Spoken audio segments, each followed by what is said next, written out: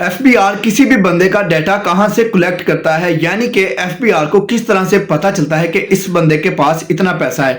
तो ऐसी 5 प्लेसेस हैं, 5 जगह से उसे पता चलता है एफबीआर को कि इस बंदे के पास इतना पैसा है या ये शख्स इतना मालदार है। जिसमें फर्स्ट ऑफ ऑल, जब आप कोई प्रॉपर्टी परचेज करते हैं तो उन्हें बोर्ड ऑफ रेवेन्यू से भी पता चलता है कि आपके पास इतना पैसा है, वो वहां से अंदाजा लगाता है। दूसरे नंबर पे, जब आप कोई कार मोटरसाइकिल परचेज करते हैं तो जब आप उसको अपने नाम पे ट्रांसफर करवाते हैं तो एक्साइज एंड टैक्सेशन डिपार्टमेंट से उन्हें पता चलता है कि इस बंदे के पास इतना पैसा है। जब आप आउट ऑफ कंट्री ट्रैवल करते हैं, विजिट वीजा या किसी भी काम के लिए आप जाते हैं, उम्रा करते हैं, हज करते हैं, तो वहां से भी वो लोग अंदाजा लगाते हैं कि इस बंदे के पास इतना पैसा, इतनी दौलत है। या फिर जब आप अपना एटीएम कार्ड यूज करते हैं बड़े शॉपिंग मॉल्स के अंदर या मैकडोनल्ड, केएफसी वगैरह पे आप खाते हैं, पीते हैं, तो वहां से भी उन्हें पता चलता है कि इस बंदे के पास इतना पैसा है।